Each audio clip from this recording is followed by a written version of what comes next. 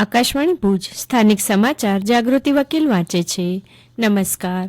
નવી દિલ્હીના ભારત મંડપમ ખાતે ભાજપનું 2 દિવસીય રાષ્ટ્રીય અધિવેશન ચાલી રહ્યું છે. પ્રધાનમંત્રી નરેન્દ્ર મોદી આજે સંમેલનના બીજા અને અંતિમ દિવસે સમાપન સંબોધન કરશે.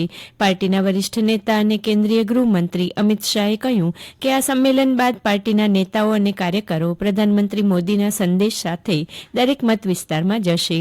તેમણે વિશ્વાસ વ્યક્ત કર્યો કે શ્રી મોદી આગામી લોકસભા ચૂંટણીમાં સત્તા જાળવી રાખવાનો પ્રયાસ કરશે. તેમણે ઉમેર્યું કે આ સંમેલન પછી ભાજપના કાર્યકરો અને નેતાઓ શ્રી મોદીના વિકસિત ભારતનું સ્વપ્ન સાકાર કરવાના સંકલ્પ સાથે તેમના મત વિસ્તારમાં જશે. પ્રધાનમંત્રી નરેન્દ્ર મોદીએ જૈન આચાર્ય વિદ્યાસાગરજી મહારાજના નિધન પર શોક વ્યક્ત કર્યો છે.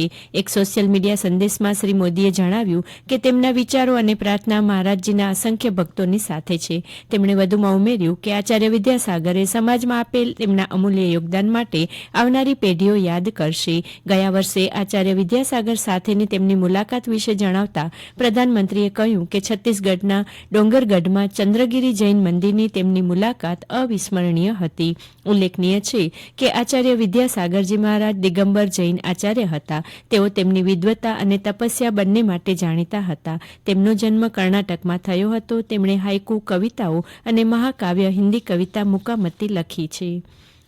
મુખ્યમંત્રી ભૂપેન્દ્ર પટેલ આવતીકાલે અમદાવાદના શાહીબાગ ખાતે અમદાવાદ સિટી પોલીસ સ્પોર્ટ્સ 2024નું ઉદ્ઘાટન કરશે. પોલીસના જવાનોમાં રમતગમતની પ્રતિભાને બહાર લાવવા, તેમનું શારીરિક માનસિક સ્વાસ્થ્ય સુદૃઢ બને તેવા ઉદ્દેશ્યથી આ કાર્યક્રમનું આયોજન કરવામાં આવ્યું છે. આ રમતોત્સવમાં હોકી, વોલીબોલ, ફૂટબોલ સહિતની 13 રમતોનો સમાવેશ કરાયો છે, જેમાં આશરે 1500 જેટલા પોલીસ અધિકારીઓ અને કર્મચારીઓ ભાગ લેશે.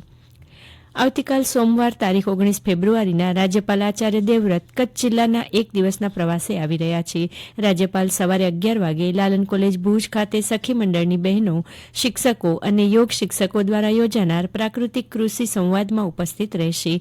ત્યારબાદ બપોરે 2 વાગે મુક્તજીવન સ્વામી બાપા મહિલા આર્ટ્સ કોલેજ ભુજ ખાતે યોજાનાર કચ્છ યુનિવર્સિટીના 13મા વાર્ષિક પદવીદાન સમારોહમાં અધ્યક્ષપદે ઉપસ્થિત રહેશે, જેમાં 6486 વિદ્યાર્થીઓને પદવી, 21 છાત્રાઓ સાથે કુલ 25 છાત્રોને સુવર્ણચંદ્રક એનાયત કરવામાં આવશે.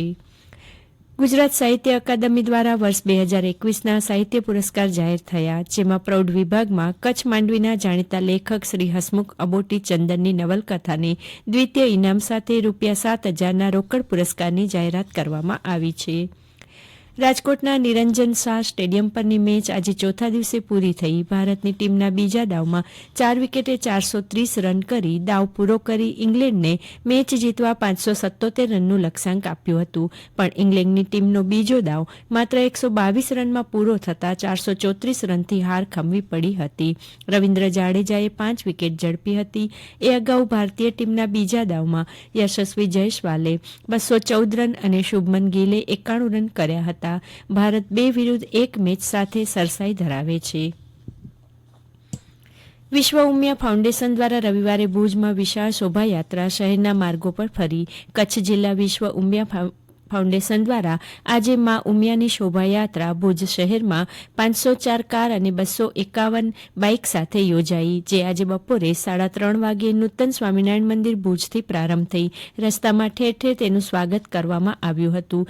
જય મા ઉમિયાના નારા સાથે આ વિશાળ શોભાયાત્રા શહેરનું આકર્ષણનું કેન્દ્ર બની હતી.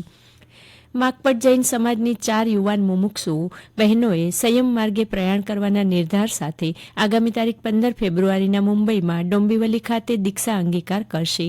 આજે નખત્રાણા તાલુકાના મંજલમાં સંયમ માર્ગે પ્રયાણ કરનાર માનકુવાની 3 સગી બહેનો અને સુખપરની 1 દીકરી એમ 4 દીક્ષાર્થી બહેનોનો વરસીદાનનો વરઘોડો નીકળ્યો હતો. ગુજરાત સરકારના શિક્ષણ વિભાગ અને જિલ્લા વહીવટીતંત્ર પ્રેરિત જિલ્લા શિક્ષણ અધિકારી ભુજ કચ્છ દ્વારા જિલ્લા કક્ષાનો કારકિર્દી માર્ગદર્શન કાર્યક્રમ યોજાશે. જિલ્લાના 9 થી 12 ધોરણના વિદ્યાર્થીઓને પ્રગતિની કેડી કંડારવા માટે આશ અધ્યયન કેન્દ્ર માધાપરના સ્વામી પ્રદીપ્તાનંદ સરસ્વતી અને જ્ઞાનમંજરી એકેડમી ભાવનગરના શિક્ષાલક શ્રી મનસુખભાઈ નાકરાણી માર્ગદર્શન આપશે.